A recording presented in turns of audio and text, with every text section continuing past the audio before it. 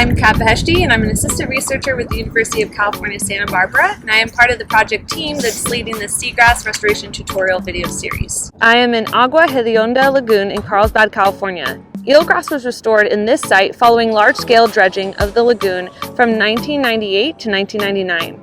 The eelgrass we are standing near today was part of that mitigation project led by Merkel and Associates. So for today's step-by-step tutorial video, we're going to focus on the garden staple method, and this is my personal favorite method. And the reason it's one of my personal favorites is because we have done extensive eelgrass restoration work in Elkhorn Slough, which is an estuary located in Central California, using this particular method.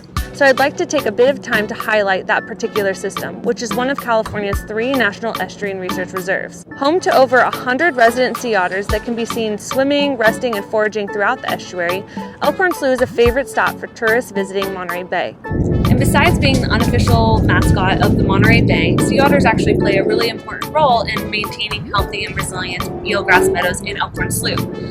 And so, through a trophic cascade, this keystone species has been shown to have indirect positive effect on eelgrass health.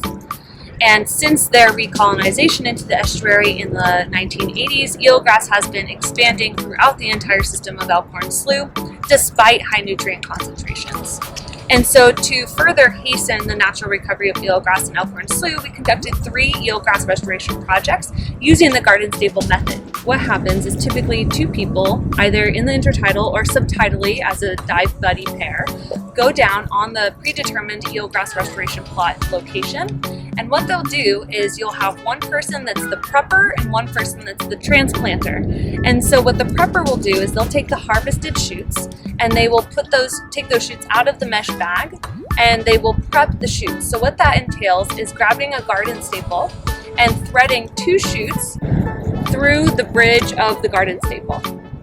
And so then what they'll do is they'll hand that off to the transplanter. Now the transplanter's job is to then build a narrow trench in the substrate, grab that seagrass transplanting unit, and place it carefully in the substrate in the narrow trench that they had just created.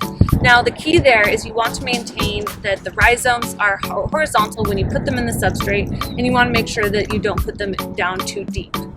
Another thing that's important to keep in mind is when transplanting, you want to make sure that the sheath and the shoots are above the bridge of the garden staple itself, and that the shoots are floating upwards. And the reason is because eelgrass, when it grows naturally, it lays down a modified stem called a rhizome, and from that modified stem or rhizome, shoots emerge. And so you want to make sure that the rhizome's laying horizontal to the sediment surface, but not too deep.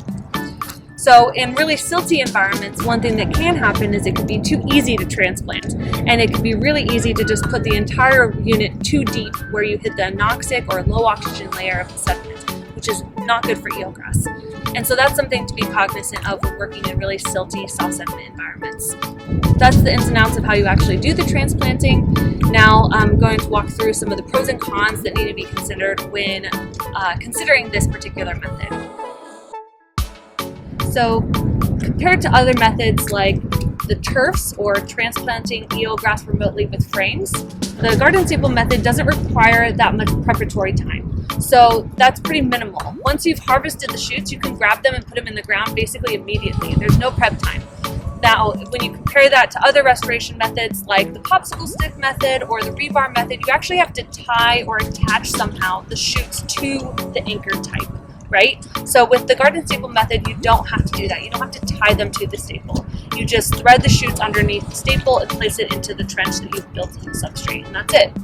And so that's a big pro, is that the prep time is really, really minimal, basically non-existent. But with that comes the con that the actual transplanting process itself can take a lot of time and is a pretty tedious and arduous process. This method is compatible for both intertidal and subtidal transplanting. And so the good thing about that is because it's compatible with intertidal transplanting, you're able to better engage with the community and citizen scientists with your restoration project. You can have members of the community interested in participating in local restoration projects actually on the ground doing the transplanting themselves, which is a huge bonus. Another pro of the garden staple method is that the anchoring technique is pretty secure. And so this is a really good method for high flow environments because the shoots are not budging when they are inserted into the sediment. Now, an exception to this is if you are operating in a system with a lot of burrowing animals, because it has been noted by practitioners in the past that burrowing animals can actually burrow beneath the garden staple and push the garden staple up.